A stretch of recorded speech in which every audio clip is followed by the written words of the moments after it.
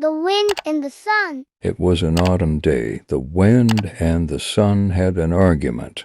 The wind boasted, "I am stronger than you." The sun mildly said, "No, you are not." Just then they saw a traveler wrapped in a blanket was passing by. The wind said, "Whoever separates the blanket from traveler is the stronger. Do you agree?" The sun replied, "Okay.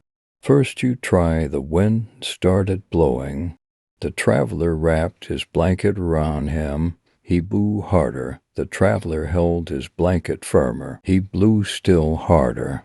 The traveler held his blanket still tighter. The harder the wind blew, the tighter and firmer did the traveler hold his blanket. The wind failed. It was the sun's turn. The sun smiled gently at the traveler. The traveler loosened his grip on the blanket. The sun smiled warmly. The traveler felt the warmth and soon took off the blanket. The sun was declared stronger. Moral: gentle smile can achieve what brutal force can't. Short story, Jim and the Job. My neighbor Jim had trouble deciding if he wanted to retire from the construction field until he ran into a younger man he'd worked with previously.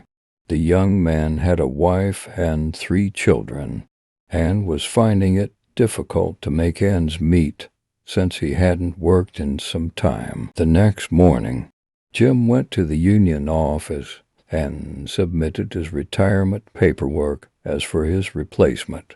He gave them the name of the young man that was 6 years ago, and that young husband and father has been employed ever since. Short story, Mary. Mary was an English girl, but she lived in Rome.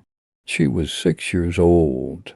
Last year her mother said to her, "You're 6 years old now, Mary.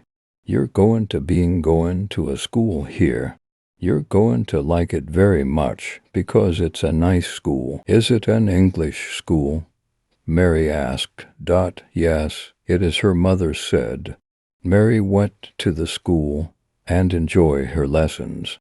Her mother always took her to school in the morning and brought her home in the afternoon. Last Monday, her mother went to the class at 4 o'clock, and Mary ran out of her class.